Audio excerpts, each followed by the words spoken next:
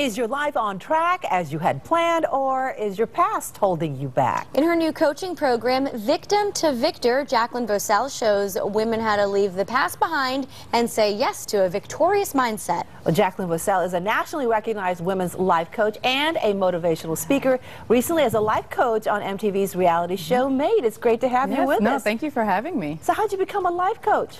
Well, I graduated from Brown University and I played basketball, and I went on to ESPN and I went into the field of sideline reporting. I just kind of fell into it because of sports, and something that you think would be fulfilling was not fulfilling at all. So I started doing motivational speaking on the side for free, and I was just going around and motivating young women. And I was like, this is ridiculous. This is what I want to do. And so I eventually started my own business. I got certified as a life coach from American University, and that's it. What type of problems do you help people get through or work through? I help people get from where they are to where they want to be. And that can be personal development, that can be relationships, something simple as understanding what you're worth as a person. And primarily I work with women, so which is my passion, and obviously I understand women a lot better than I would understand men, so that helps. But I also work with companies and building teams. I love building teams, and I do that with college basketball teams and business teams, so that's kind of overall what I do. Well, let's talk about this show, the MTV show that you're on. It's a reality show. It's called Made. Yes. And you had to work with a team, and this wasn't not a team that was together, obviously. You kind of had to transform them, right? They were like the Bad News Bears to start off? A team of girls, team of girls in Ohio. In Ohio. So tell us about it. Well, a young group of girls, they contacted MTV because they've just had a horrible record as a basketball team. And they were just so down. They're tired of their coaches. They're tired of everything. The school doesn't respect them. And they needed some change. And so what I did, I came in, and the first day I saw them, I was like, how am I going to do this in 5 weeks? You had your work cut out for you, huh? It was crazy. They just were not motivated. They didn't care. They didn't try. They gave up all the time, and they didn't play together.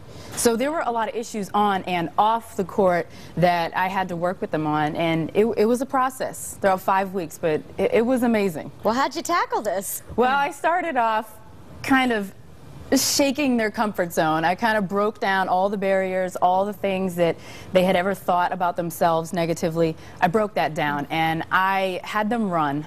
The night after I met them, they just had a scrimmage. So they played a full game, and I said, keep your shoes laced, meet me on the court.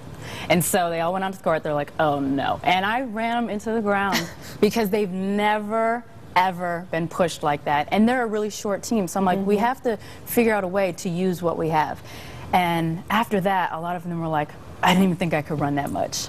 They woke up the next morning sore, and they were like, I didn't even think I could ever do that. So my whole approach was break them out of their comfort zone and help them realize they can do more than they've ever done before. Well, how did you reach out to each of the girls? Well, the thing I love about our team, and I think a lot of coaches in sports don't understand, is you cannot coach a team without recognizing individuals. That's right. And a lot of coaches ignore that. And the whole point of that is you want to draw out the best of each individual and not just treat everybody as the same person. And so I really kind of, after I evaluated the team and watched them for a little bit, I kind of looked to see, you know, some of the relationships and some of the things the individual girls were going through, and I was able to spend time with them one-on-one, off the court, some of them on the court that needed help one-on-one, and I was able to develop and help them kind of break through some of their issues, whether it was emotionally, things going on at home, depending on what it was. I was able to work with them one-on-one.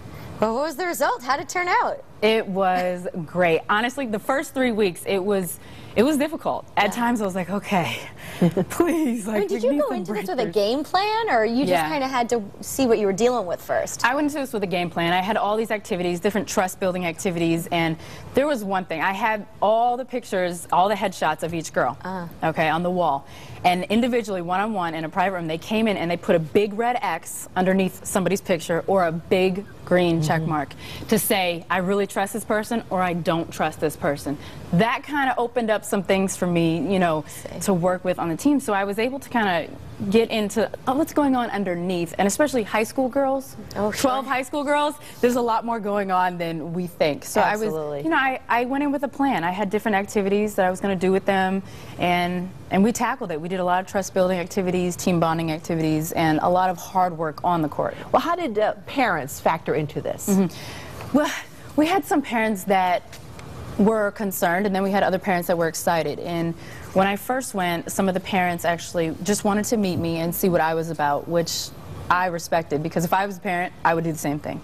So a lot of the parents, probably about the second weekend, they were fully supportive. They were coming up to me asking, can you talk to my daughter about this? And it became more like, can you be her life coach about this? And so it was great. It was really great being able to stay with the same group of young women for 5 weeks straight and being able to work with them and see them grow as young women on and off the court.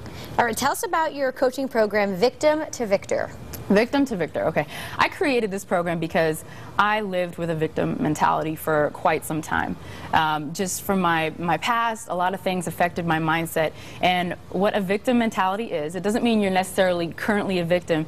It means that you blame everyone else outside of you for what's going on inside your world. And that could be if you didn't get a promotion, you blame somebody else. And so what a victim does is they literally blame everybody else. They don't take responsibility. They don't take responsibility, and this can turn into anger, self-pity, resentment, denial, a lot of things that affect that person's life and the relationships around them. So I created this to help women get from their victim mentality to becoming victorious in the way that they think. And really, the way you think determines the way you live. And the whole point of this program is to help women get out of that old mindset and actually be able to take responsibility for their actions and be responsible for the way they think and what they do, who they have in their life, and not blame it on their past that made something happen 20 years ago, or not blame everything on everyone else. What's the best advice you have for women? Don't let your emotions be in your driver's seat. You get in the driver's seat and let your emotions follow you. And even if you don't believe that, they'll follow suit. So take action and let your emotions follow. Too many of us live with our emotions driving us. All right, so game on. Game on. For more information, page.com and click on Connecticut Style. It's great to have you with us. Thank you so much for having me. You're welcome.